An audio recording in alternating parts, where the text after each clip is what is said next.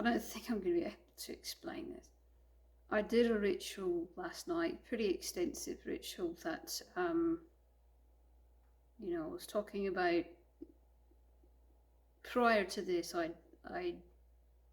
finally, all the shattered pieces of my soul, I finally retrieved all of those, and it was in one piece, but it was one piece of a bunch of rubble, you know what I'm saying? So mending that rubble and connecting it back together is what this ritual was for, essentially. So I went from feeling absolutely nothing when most of my spirit had either shattered or, in part of the scenario, actually someone took further advantage of it. We won't get into that, but I reversed all that a long time ago.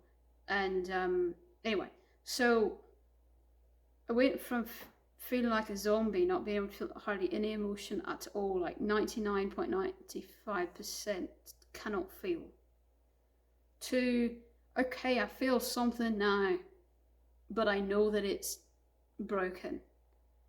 And I was like that for several months, at least, if not more. And so then I went in one night from feeling just something, mild to moderate something, every once in a while maybe feeling a surge of more than that, but typically mild to moderate. And then all of a sudden it's just like, after this, I felt it initially, felt kind of strange. I went to sleep because I was doing this late at night. I went to sleep and I woke up in the middle of the night with just an explosion of not just emotion, but just my general energy.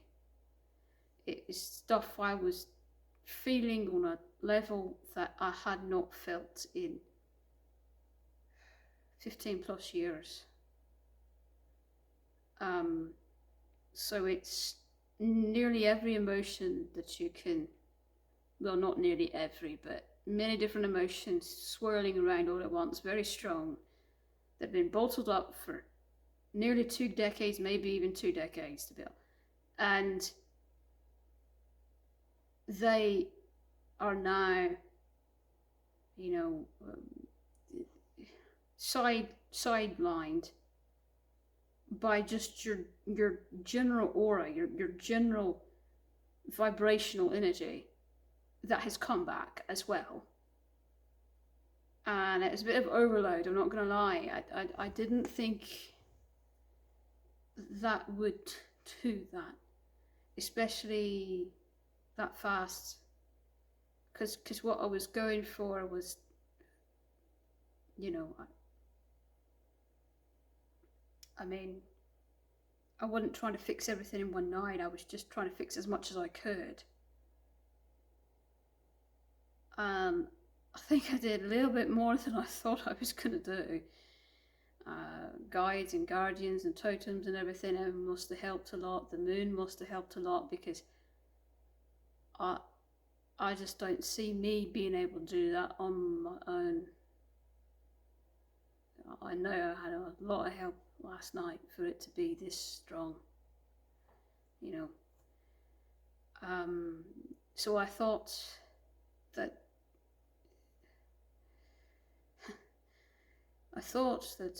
it kind of just, I'd go back into what I was used to feeling and what I used to be doing. But the problem is, it's like 20 years of that energy in 20 seconds.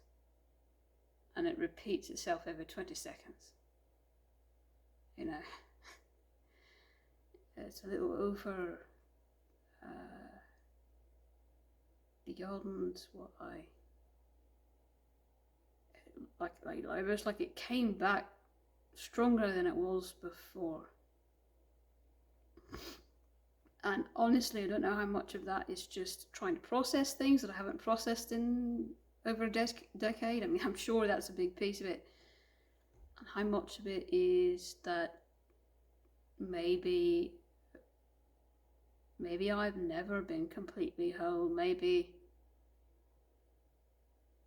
maybe even in the times I was strongest as a child, maybe that wasn't even completely whole. You know, maybe I've actually never felt whole before, and it's just a little overwhelming, a lot. With all of the emotions and things that are good, bad, neutral, whatever, ugly, you've got these predatory instincts from the animal side of me. Anyone who is either an animal soul Etherian or especially a shifter as of myself, if the animal you shift into, or that animal side of you, is something of a predator, especially a protector type predator like mine is, you have cravings. You have cravings for flesh and blood raw because of that animal side of you. And the cravings a lot of times intensify when you're closer to someone or something of ill intent. And what do you know? Where do I live? It's all around me. As a human, you know, it's not feasible to actually act on these cravings, obviously. As an animal it would be, but as a human, of course, you have to abide by human rules. And also just the overall harness that I have from being pagan, that harness that, you know, I literally bind myself to, where I don't do anything unless I do of pure intent and sacred permission. That keeps me from flying off the handle in times where my hunger is so bad that I don't know what to do with myself. Also, before that bout of my spirit being nearly gone and me being pretty much, you know, like this, like you see this man here, that was me. That was exactly how I felt. Yes, I am making fun of myself, but I'm also very serious. Before I got like that, this was so immense that I had to force myself to know how to control it, because if I didn't, I was going to get myself into serious trouble. I was actually having such bad cravings, I'd escape to my car or to the loo or something and tear flesh off, and rip flesh off of my skin to get to the blood. I still have scars from it, but I'll be honest, it's hard to see in this lighting. But basically, anywhere that I thought I could reach with my, you cannot see that, can you? Anything that way can kind of, I would just, you know, go like that, and you know, and then just kind of, you know, so that no one would see. But it was better than the alternative. And that was how scared I was at one time, that I was how out of control I felt at one time. So before, you know, I felt nothing. I was feeling way too much of this imbalance the other way. And I was able to control it. I was able to learn control.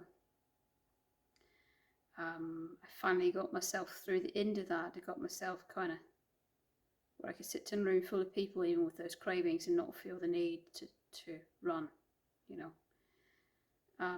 So now, it being thrown in my face, almost stronger than it was even then at times, I'm not too worried, because yes, I have the means of control.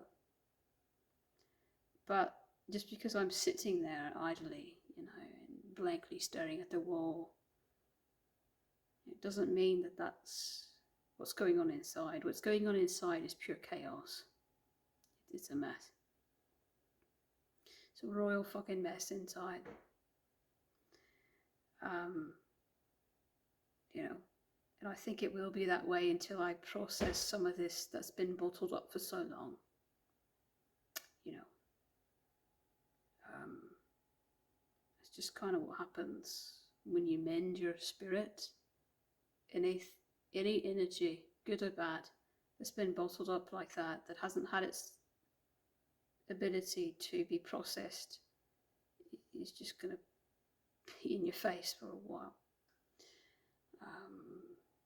Sometimes I feel like crying and like don't even know where it's coming from. I mean, it's just, and I'm only 24 hours, nearly 24 hours into this, so I know that, you know, this is probably the brunt of it.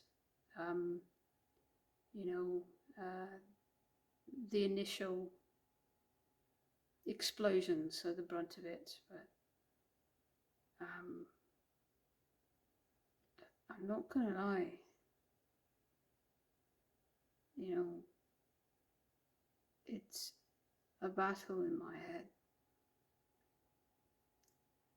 It's maybe not a battle, but a constant, you know, it's there all the time, every day. I feel like sometimes the cravings are so strong that I feel like if I could get what I wanted, if I jumped off a cliff and I could get what I wanted before I hit the bottom and died, yeah, sure, I'd be dead, but at least I got what I wanted. At times, that's kind of the cravings intensity. I feel like what I imagine a heroin addict would feel, except it's blood. You know.